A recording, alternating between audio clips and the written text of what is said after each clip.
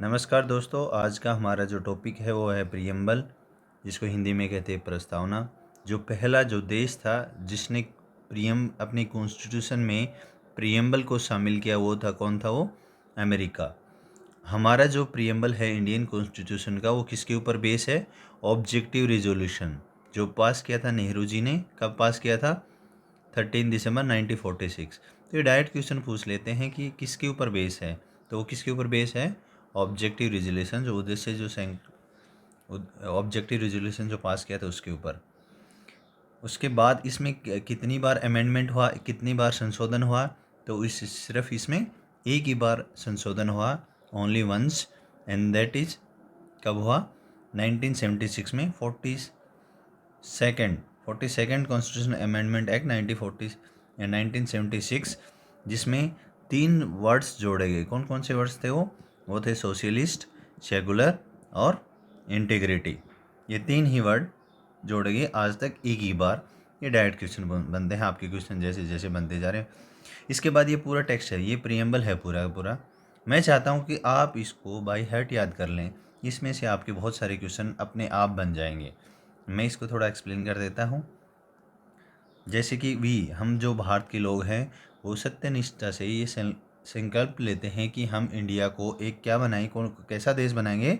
सार्वभौम देश बनाएंगे, समाजवादी देश बनाएंगे, धर्मनिरपेक्ष बनाएंगे, लोकतांत्रिक होगा और गणराज्य होगा। और इसके जो जितने भी हैं सिटीजन हैं, उनको उनको हम क्या दे रहे हैं? उनको हम जस्टिस दे रहे हैं, लिबर्टी दे रहे हैं, इक्वलिटी दे रहे हैं और फ्रेटर्निटी दे रहे हैं। जस्टिस किस किस का होगा? सोशल जस्टिस होगा, इकोनॉमिक जस्टिस और पॉलिटिकल। अब इससे हमारा क्या मतलब निकलता है? न्याय, जस्टिस मतलब न्याय देंगे। सोशल जस्टिस से निकलता है कि कोई भी सिटीजन है, उसको उसके साथ कोई डिस्क्रिमिनेशन नहीं होगा, उसके पास साथ कोई भेदभाव नहीं होगा। किसके बेस के ऊपर? कास्ट के बेस पे, कलर के बेस पे और रिलीजन के बेस पे कोई भी उसके साथ कोई भेदभाव नहीं होगा।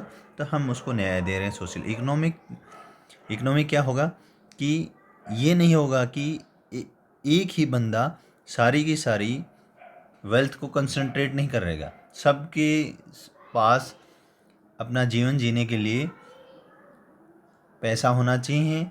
एक आदमी के पास पूरी की पूरी प्रॉपर्टी नहीं होना चाहिए। वो इंक्लूड करता है इकोनॉमिक जस्टिस में। Next is political justice. इसमें क्या होगा? हर बंदे का 1 सिटीजन 1 वोट लागू होगा।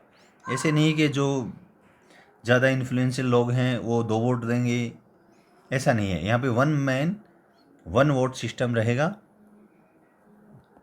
नेक्स्ट इज लिबर्टी आपको किस किस का रहेगा? थॉट्स का रहेगा, सोच का रहेगा, कि जैसे आप उस अपनी सोच को बता रहे हैं उसका रहेगा। जिस चीज़ का बिलीव कर रहे हैं उसका रहेगा। जिस फेथ को आप मानते हैं, जिस धर्म को मानते हैं और जैसे आप पूजा करते हैं, उन सब का आपकी लिबर्टी रहेगी। इक्वलिटी आपके स्टेटस और अपॉर्चुनिटी। आपका चाहे गरीब हो, अमीर हो, चाहे कौन सी भी कास्ट हो, कौन सा भी एरिया से आप आ रहे हो, वो आपका नहीं माना जाएगा। उसका आर्टिकल है जो आपको, जैसे इक्वलिटी का ये आपको 14 to 18 जो आर्टिकल हैं, ये इंक्लूड करता है इक्वलिटी को। स्टेटस एंड अपॉर्चुनिटी आपको भी बराबर मिलेगी। एंड टू ये सब में फैला जाए। फ्रेटर्निटी भाईचारा फैलाया जाएगा हर जन के बीच में। जो भी भारत का जन है उन सब के बीच में भाईचारा फैलाया जाएगा। और ये हमने कब कब अडेप्ट किया इसको? हमने किया 26 डे और नवंबर ऑफ 1949 को। इसको हमने ग्रहण कर लिया, इसको हमने अपने लिए बनाया और हमने अपने आप को इसको सौंप दिया। तो मैं चाहता हूँ कि ये आप जो प्रियम्बल है इसको आप बाय हार्ट याद कर लें, तो it will help you in many ways. Next is direct question पूछा, source of authority of constitution, कि किसके अधिकार से आपने कॉन्स्टिट्यूशन को बनाया, इसका सोर्स क्या है, इसका स्रोत क्या है? तो क्या है? We the people of India, क्योंकि उसमें पहले ही लिखा है we the people of India. तो ये क्या है? अथॉरिटी हो गया, आपके पास अधिकार हो गया। नेचर कैसा रहेगा, ये इंडियन स्टेट कैसा रहेगा, ये आपको पहले ही बता दिया, ऐसा रहेगा। उसके बाद ऑब्जेक्टिव ऑफ कॉन्स्टिट्यूशन, इसका उद्देश्य क्या रहेगा? इसमें हम लिबर्टी, जस्टिस, इक्वलिटी, फ्रेटर्निटी देंगे। डेट आपको पहले बता दें, सोशलिस्ट आपको अमेंड, ये जो तीन जो वर्ड थे जो 42nd अमेंडमेंट 1976 में अडॉप्ट किए गए थे, इनके बारे में बता रहा है।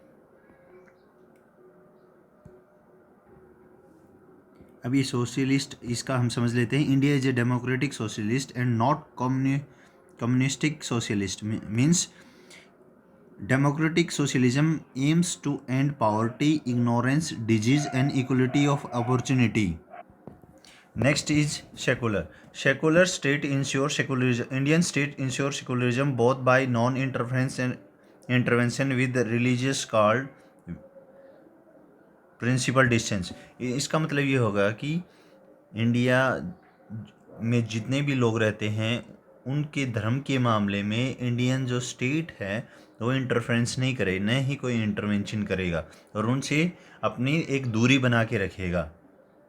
Government school can not promote any one religion either in there morning prayer और through religious celebration. This rule does not apply to private schools. This is one additional information which is providing to you. Democratic characteristic क्या होती है, क्या होता है democracy, इसके विशेषताएं कहते हैं। ये democracy, what is democracy? Rulers elected by the people, जो भी राज करने वाले लोग हैं, जो भी ऊपर जो राज करेंगे जनता के ऊपर, वो इलेक्टेड होंगे किसके द्वारा? जनता के द्वारा इलेक्टेड होंगे। And election offer a chance and fair opportunity people to, इनको चेंज भी कर सकते हैं, ये भी एक करेक्टरिस्टिक्स है। और इनको क्या, सबको चेंज करने का समान अधिकार भी दिया है। हर आदमी के पास वन मैन वन वोट है, तो सबके पास ये अधिकार है। नेक्स्ट इज क्या है, इनको लिमिटेड टाइम के लिए बनाया गया है, इनको 5 ईयर के लिए, या कि कहीं कहीं किसी किसी संस्था में, किसी किसी देश में इसको 3 ईयर 4 ईयर के लिए बना। तो इसका क्या लिमिटेड टाइम है। We can change this people in democracy. And one more, sovereign. Sovereign का मतलब क्या होता है कि जो अथॉरिटी है जिसके ऊपर स्टेट चल रहा है, वो इंडिपेंडेंट अथॉरिटी अपनी खुद की अपनी स्टेट की रहेगी। वो अपने स्टेट में अपने जो टेरेटरी है उसमें कुछ भी कानून अपने हिसाब से बना सकता है without any interference of external powers.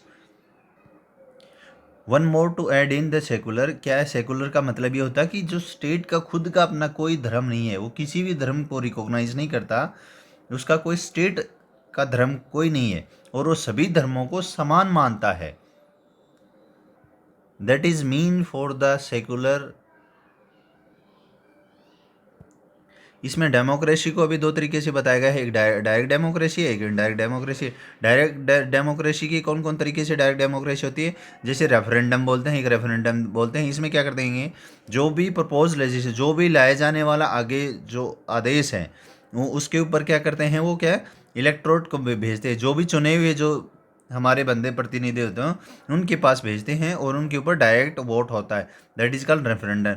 Initiative क्या होता है, पीपल खुद अपना एक बिल बनाए और वो भेजें लेजिस्लेटिव विधानसभा या जो भी उनकी लेजिस्लेटिव बॉडी है वहाँ पे भेजेंगे और खुद पीपल भेजे, उसको इनिशिएटिव बोले। रिकॉल क्या बोलेंगे, यदि कोई रिप्रेजेंटेटिव अपने अच्छे से काम नहीं कर रहा तो उनको बिफोर द एक्सपायरी टाइम उसको हम क्या कर सकते हैं, उसको हटा सकते हैं। पहले भी साइड क्या होते हैं, ये क्या होता है, जनमत संग्रह होता है कि किसी भी इम्पोर्टेंट पब्लिक इम्पोर्टेंस का कोई भी मुद्दा है उसके ऊपर सब लोगों की राय जाननी है, तो ये जनरली क्या करवा देते हैं, प्लेबिसाइड कर देते हैं। तो पीपल खुद अपने डिसाइड करते हैं कि इसके ऊपर हमें क्या स्टैंड लेना है। इनडायरेक्ट डेमोक्रेसी कितने प्रकार की, इनडायरेक्ट डेमोक्रेसी वह उसको कहते हैं जिसमें पीपल कुछ रिप्रेजेंटेटिव को चुनते हैं, कुछ प्रतिनिधित्व को चुनते हैं और वो उनकी वॉइस बन जाते हैं, वो उनकी आवाज़ बन जाते हैं। जैसे कि 2 तरह की है, जैसे पार्लियामेंट्री डेमोक्रेसी और प्रेसिडेंशियल डेमोक्रेसी।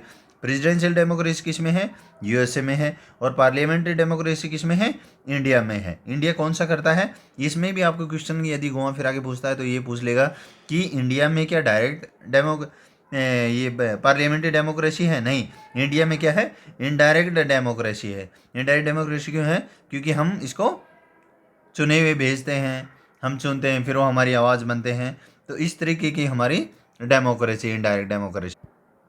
कुछ जैसे रिपब्लिक है, रिपब्लिक का मीन्स क्या होता है कि जो हमारा जो हेड ऑफ द स्टेट रहेगा वो क्या रहेगा, कोई राजा नहीं रहेगा, न ही वो वंशवाद से रहेगा, तो हम उसको चुनते हैं। Head is elected. वह उसके बाद political sovereignty of people.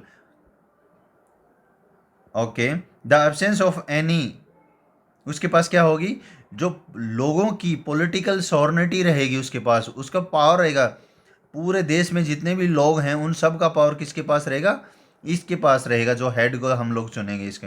The absence of any privilege class, और कोई प्रिविलेज क्लास नहीं रहेगी कि ये बड़ा है ये छोटा है, या इस ये पद उसी को जाना चाहिए, ये ऑफिस उसी को मिलना चाहिए, ऐसे नहीं है। Next we come to the point, other important terms कौन कौन से हैं, जैसे जस्टिस। जस्टिस कितने प्रकार, ये आपको मैंने पहले बताया। इंस्पायर्ड कहाँ से, ये कहाँ से लिया गया है जस्टिस, ये हमने लिया गया है रशियन रिवॉल्यूशन, रशिया से लिया गया है।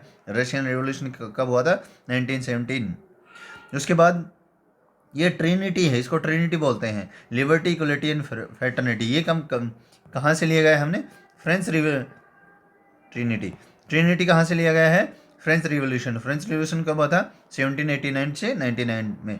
Liberty, liberty in vision is qualified liberty, not absolute liberty. जो हमें लिबर्टी का जिक्र किया गया है, जो क्वालिफाइड लिबर्टी है, मतलब इसके ऊपर कुछ रेस्ट्रिक्शन लग सकते हैं, इसके ऊपर कुछ बाधाएं थोप सकता है सेंटर गवर्नमेंट, कुछ इस पर बाधाएं लगा सकता है, ये एब्सोल्यूट पूर्ण नहीं है। In last we come to the point that amendability of preamble, क्या हम इसको चेंज कर सकते हैं आर्टिकल 368 के तहत। हाँ, इसको चेंज कर सकते हैं, इसलिए हमने इनको एक बार चेंज किया है, लेकिन इसके लिए अलग अलग तरीके से अलग अलग टाइम पे अलग अलग वर्डिक्ट आए हैं, उसके ऊपर हम एक प्रियम्बल से रिलेटेड 3 जजमेंट हैं जो सुप्रीम कोर्ट ने दिए हैं। पहला जो बेरोबारी यूनियन केस 1960 में, वेरी इंपॉर्टेंट है। इसमें ये बोला गया था preamble is not a part of Indian constitution, यानी कि इंडियन संविधान का ही ये पार्ट नहीं है, ये इस केस में बोला गया था। नेक्स्ट केस जो बहुत इससे ज़्यादा फेमस है वो कौन सा, केशवानंद भारती केस 1973। इसमें ये बोला गया था कि नहीं, ये preamble is a part of Indian constitution, ये इसका एक हिस्सा है। उसके बाद नेक्स्ट आता है LIC ऑफ इंडियन केस 1995, जिसमें बोला गया था preamble is a integral part of Indian constitution, ये कि उसका अभिन्न अंग है, ये लास्ट वाले केस में बोला गया। So these all we have covered all this questions related to the preamble. Please like, share and subscribe. Thank you so much.